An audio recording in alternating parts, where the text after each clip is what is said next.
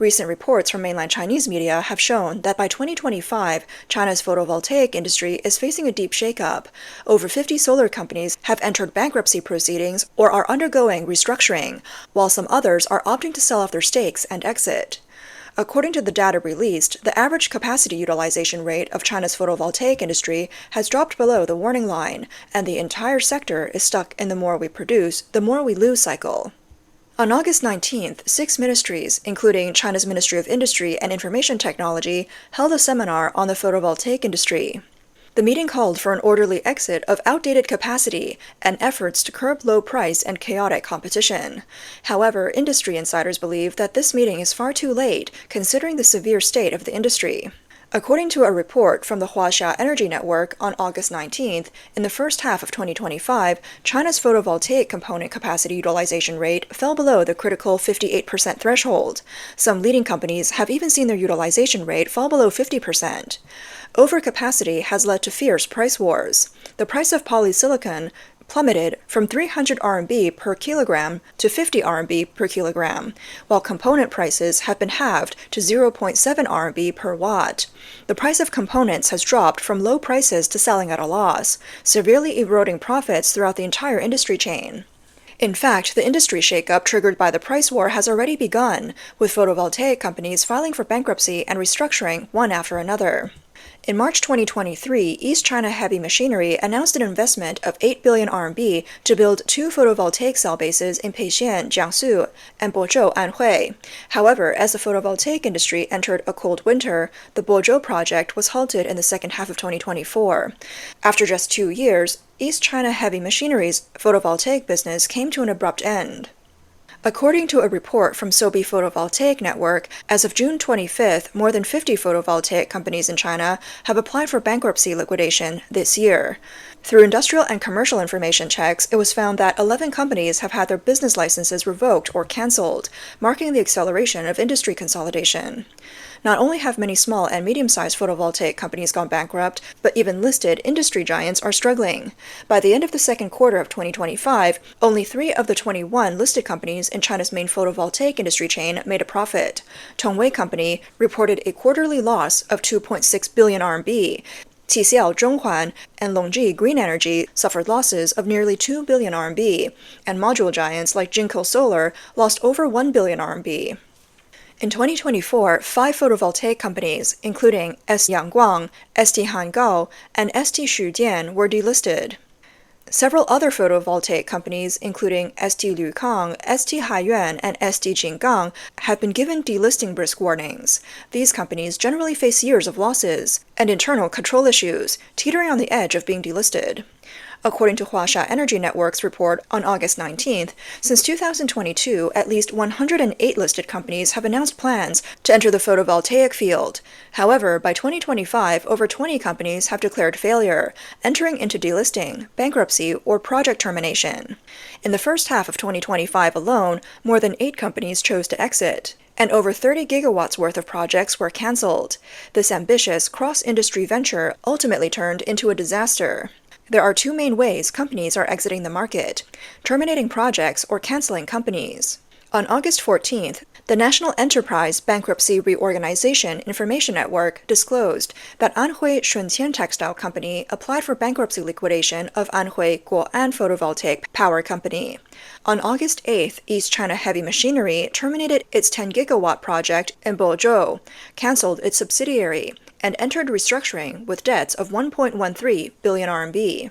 On July 31st, the Shunde District Court of Foshan City ruled that Guangdong Jingtian New Energy Electric Company would be bankrupt. The company's total debt was approximately 17.8 million RMB, with net assets of negative 17 million RMB, indicating severe insolvency. Jingtian New Energy was established in 2016 and primarily engaged in solar technology research and development, as well as product manufacturing. On July 4th, the land use rights for Baichuan Changying's 4 gigawatt-hour heterojunction project were reclaimed. On May 28th, Shandong Dongying Photovoltaic Solar Company and its 9 subsidiaries applied for bankruptcy. Dongying Photovoltaic Company, established in 2006, is indirectly controlled by the Dongying state-owned Asset Management Service Center. The second method of exit is through equity transfers or business divestitures. On July 29th, ST Lukang announced it would transfer the equity of its 3 subsidiaries at no charge to Jiangxi Raoxing New Energy Materials, completely exiting the photovoltaic glue business. On July 22nd, Zhenhua Heavy Industry proposed to transfer its entire equity in China Communications photovoltaic technology. Its equity would be transferred to China Urban and Rural Holdings Group for approximately 34 billion RMB, thus exiting the photovoltaic industry. On July 15th, Bangjie Company announced that its subsidiaries Bangjie New Energy and Jiangshan Bangjie would terminate the construction of a 16-gigawatt TOPCon cell and 16-gigawatt large-size silicon wafer project. The original planned total investment was 8 billion RMB, but now they're paying 15 million RMB to vacate the factory. Last November, Meditech sold its photovoltaic assets and terminated its related high-efficiency solar cell projects. The exit of cross-industry players in photovoltaics may appear to be the result of economic downturns and market competition, but the deeper causes lie in their systemic underestimation of the complexities of the photovoltaic industry, which is an inevitable result of internal industry struggles. According to analysts in the photovoltaic industry, 3 main reasons for this widespread bankruptcy and liquidation can be summarized. 1. Overcapacity and shrinking demand. Xu Yangdong, a Chinese energy policy analyst at the independent think tank Climate Energy Finance, once said, "The silicon wafer, cell, and module production capacity in China, expected to come online by 2024, will be enough to meet the global annual demand until 2032. By the end of 2023, the capacity of photovoltaic equipment across all segments reached 1,000 gigawatts, while global market demand was only 400 gigawatts. 2. Severe homogenized competition and inconsistent quality. The photovoltaic industry has long faced product homogenization, particularly in modules and silicon wafers, where most companies' products have little difference in performance and quality. In order to capture market share, companies have fallen into a race to the bottom, and the price war has intensified. 3. Broken capital chains and difficulty in financing. Many photovoltaic companies relied heavily on external financing during their expansion. Once market conditions changed or financing channels were blocked, their capital chains easily broke. For example, after Mubang High-Tech entered the photovoltaic sector, it invested a total of 27 billion RMB, but due to mounting debt and ongoing lawsuits, it eventually fell into a liquidity crisis.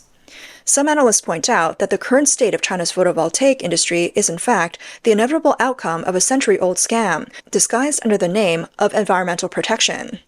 When the Chinese government first pushed for the development of the solar photovoltaic industry, the goal was not to protect the environment, nor was it to benefit humanity.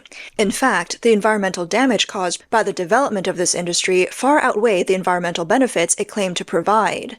The environmental harm caused by the photovoltaic industry is most apparent during the production phase, including the emission of harmful chemicals and waste during the production of polysilicon, ecological impact during the construction of power plants, such as vegetation destruction, dust, and soil erosion, and the disposal issues after decommissioning, including the pollution risks from solar panels and batteries containing heavy metals.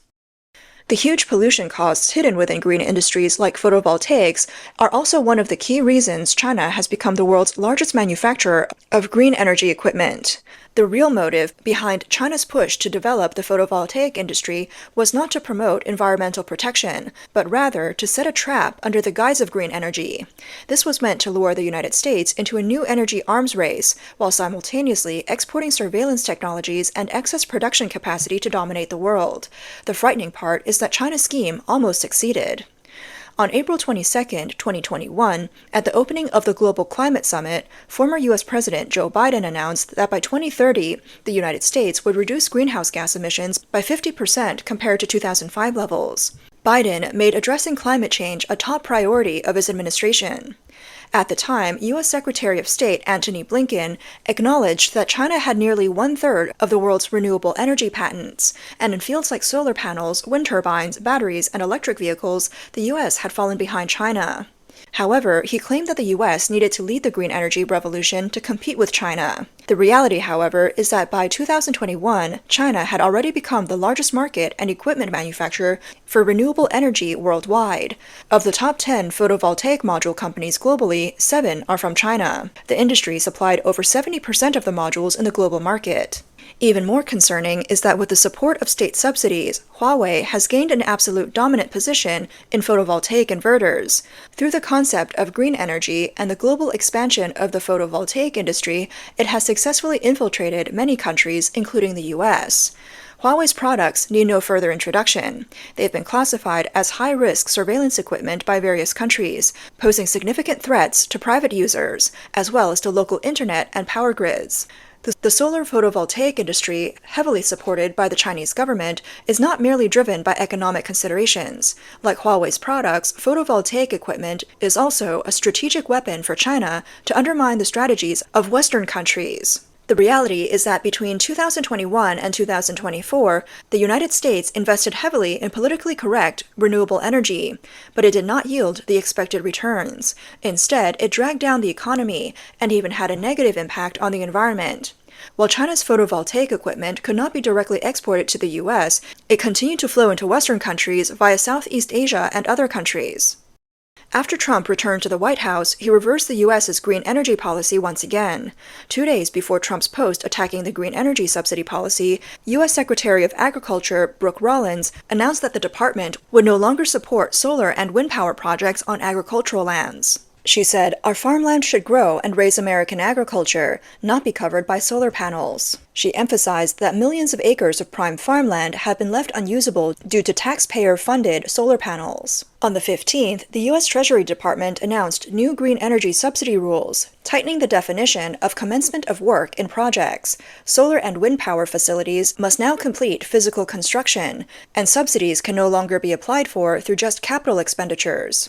According to the Department of Agriculture, the U.S. had previously provided over $2 billion through the Rural Energy for America program for solar, wind, and other green energy projects. In fact, Trump had already seen through China's green energy trap during his first term, decisively withdrawing from the Paris Climate Agreement. Upon returning to office, he quickly initiated a tariff war, imposing heavy taxes on Southeast Asian countries, particularly Cambodia, which faced a 3,521% tariff on solar equipment. This was due to Cambodia's refusal to cooperate with the U.S. Department of Commerce's investigation into its photovoltaic equipment, effectively cutting off all channels for Chinese photovoltaic equipment to enter the U.S. Analysts note that by 2023, China's photovoltaic industry was already severely overproduced. With surplus production capacity, China aimed to expand globally, dominate, and even control green energy, which was the final phase of China's solar energy strategy. However, just before completing this final step, China's plan was destroyed by Trump. This has led to the current dire situation in China's solar industry, with Sina Finance, which has official backing, even suggesting that China's solar industry needs to cool down because it has been hit in the critical area. So, why does the world's richest man, Elon Musk, have an opposing view on solar energy compared to Trump? Commentator Mr. Z explains that at first, Tesla's electric vehicles and solar business both fall under the green energy concept.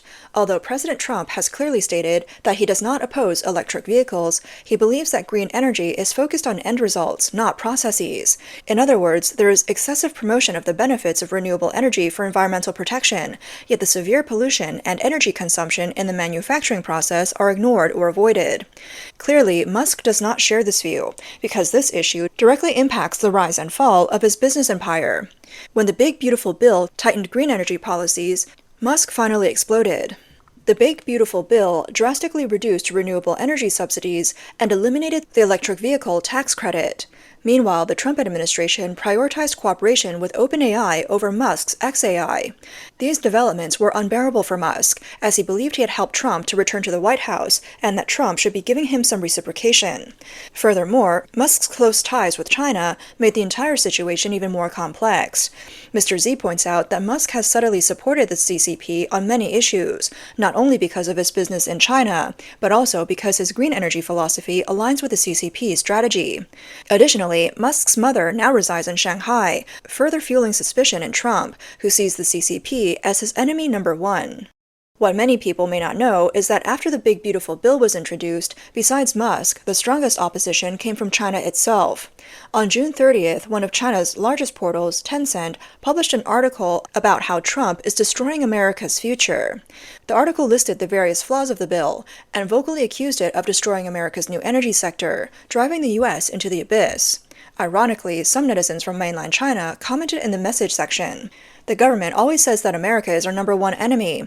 Isn't it a good thing that their policy towards us is failing? Shouldn't we be happy about it? Why is the author acting so anxious, almost more than the American people themselves?" Mr. Z remarked that world-class tech giants all share the desire to control the potential of the world, and the most direct and effective way to do this is to build strong personal relationships with top government officials, even the president. Musk is undeniably smart. When he saw Trump quickly rise after being attacked and waving his fists, he realized that Trump was bound to win the election. Musk invested $300 million to support Trump, which was initially an excellent investment. However, he believed that this investment alone could change the president's stance on green energy, clearly underestimating Trump. Trump did not aim to destroy Musk's business. He simply did not want his national responsibilities to be swayed by personal relationships, and this demonstrated Trump's wisdom and fairness. In reality, if Musk could have endured after the Big Beautiful Bill was introduced and weathered his temporary setback, he might have reaped even greater rewards in the future. Tesla stocks have been performing well when he was an ally of Trump. So the question remains, is the green energy industry a scam or the future of humanity? Both Trump and Musk have provided answers. However, there's a detail in Musk's answer that is easy to overlook. It refers to the future. He might have left himself some wiggle room. Because, for the present, the collapse of China's photovoltaic industry has already written the answer to this question. With the current level of human technology, the green energy industry will not only fail to bring benefits to humanity, but in the pursuit of green energy, humanity may first destroy itself.